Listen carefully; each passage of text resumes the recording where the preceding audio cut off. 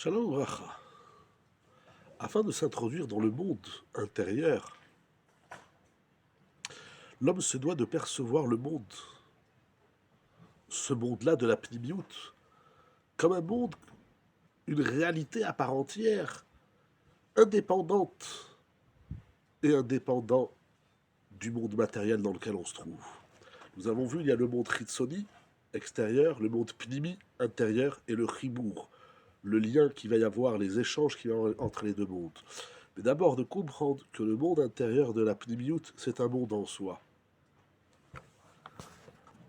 Ce qui est clair, nous dit le Rav, c'est que celui qui pense que le monde intérieur se doit obligatoirement se rattacher à quelque chose de matériel, de concret, de physique, d'actif, ou bien que c'est un monde qui n'existe pas, alors bien évidemment, il aura beaucoup de mal à s'introduire dans le monde de l'intériorité et il restera toujours à l'extériorité.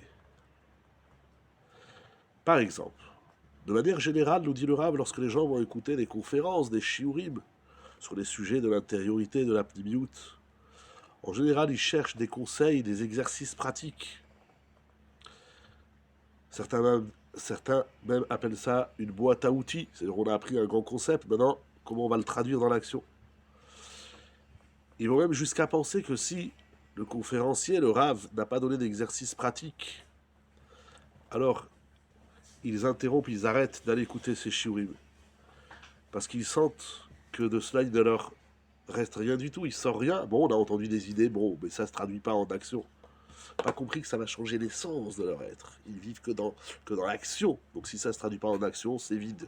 Mais c'est pas vide, puisque ça a changé, ça a opéré quelque chose en toi. Le changement de l'action est le produit de la métamorphose de ton être. Donc la pnimiout, c'est le soi. Il est évident que le monde pnimi peut et doit amener en fin de parcours à la correction des actions. Mais on ne construit pas la vie, on ne construit pas une vie équilibrée uniquement sur une boîte à outils qui contient plein de concepts, des fait comme ci, fait comme ça. C'est pas ça la vie. Tant que l'homme pense que la vie commence et se termine uniquement par des actions, alors il est très loin du monde de la pnimiout. Afin de vivre, nous dit le Rav, une vie organisée, sereine, équilibrée, l'homme doit travailler sur deux pôles. Le premier pôle, il doit bien définir les deux mondes, le monde Ritsoni et le monde Pnimi, le monde de l'action et le monde des émotions, des ressentis, le monde des pensées et le monde des volontés, et ainsi de suite.